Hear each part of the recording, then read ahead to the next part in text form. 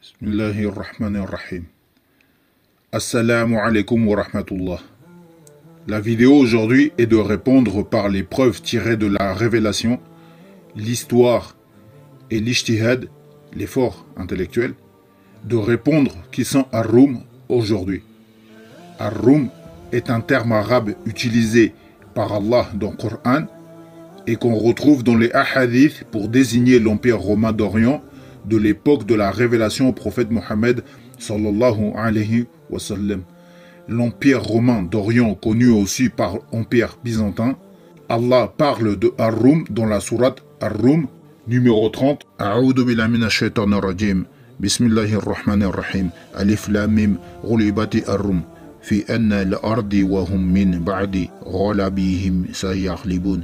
Fi bid'i sinina lillahi al-amru من قبل ومن بعد ويومئذ يفرح المؤمنون بنصر الله ينصر من يشاء وهو العزيز الرحيم وعد الله لا يخلف الله وعده ولكن أكثر الناس لا يعلمون يعلمون ظاهرا من الحياة الدنيا وهم عن الآخرة هم غافلون. Alif Lam Mim. Les Byzantins ont été vaincus dans le pays voisin ou de la terre la plus basse, et après leur défaite ils seront les vainqueurs dans quelques années. À Allah appartient le commandement avant et après. Et ce jour-là, les croyants se réjouiront du secours d'Allah. Il secourt qui y veut et il est le Tout-Puissant, le très miséricordieux. C'est là la promesse d'Allah. Allah ne manque jamais à sa promesse, mais la plupart des gens ne savent pas. Ils connaissent un aspect de la vie présente, tandis qu'ils sont inattentifs à l'au-delà. Dans la cause de la révélation de ces versets, dans le tafsir des Ibn Kathir, il nous dit « Ces versets furent révélés après la victoire de Sabour, le roi des Perses, qui s'empara de la région du Cham, la Grande Syrie, de la proche Mésopotamie et des limites orientales du royaume byzantin, l'Empire romain d'Orient. Héraclius, l'empereur de Byzance, fut contraint de se réfugier à Constantinople où il fut assiégé une longue période. Puis, Héraclius partira à la reconquête de son empire, comme nous le verrons par la suite. L'imam Ahmad rapporte ce commentaire d'Ibn Abbas au sujet de ces versets. Alif Lam Mim, Ghulibati Ar-Rum fi adna al-ardi. Alif Lam Mim, les Byzantins ont été vaincus dans la terre la plus basse, ou dans le pays voisin. Il dit, ils furent vaincus avant de devenir eux-mêmes les vainqueurs. Les idolâtres de Quraysh souhaitaient la victoire des Perses sur les Byzantins, car comme eux, ils adoraient les idoles.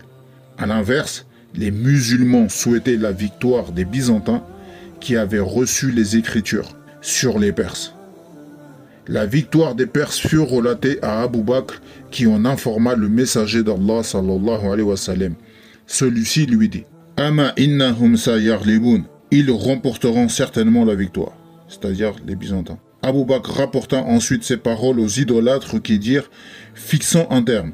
Si nous gagnons, c'est-à-dire le pari, c'est-à-dire si les Perses demeurent victorieux, nous aurons droit à telle chose, et si vous gagnez, c'est-à-dire si les Byzantins sortent vainqueurs, vous aurez droit à telle chose. » Il fut convenu d'attendre 5 années, mais les Byzantins ne prirent pas le dessus sur leurs ennemis.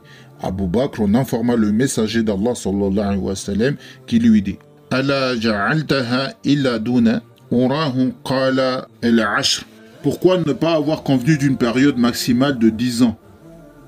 Saïd ibn Jubayr explique que le terme arabe bida, traduit dans le verset par l'adjectif quelque, désigne un nombre inférieur à 10. Finalement, les Byzantins remportèrent la victoire, ce qui correspond, ajoute Ibn Abbas, aux paroles d'Allah. Alif Lam Mim, les Byzantins ont été vaincus dans le pays voisin. Et après leur défaite, ils seront les vainqueurs. Dans quelques années, c'est-à-dire dans moins de 10 ans. Allah appartient le commandement avant et après. Et ce jour-là, les croyants se réjouiront du secours d'Allah. Il secourt qui y veut et il est le Tout-Puissant, le très miséricordieux.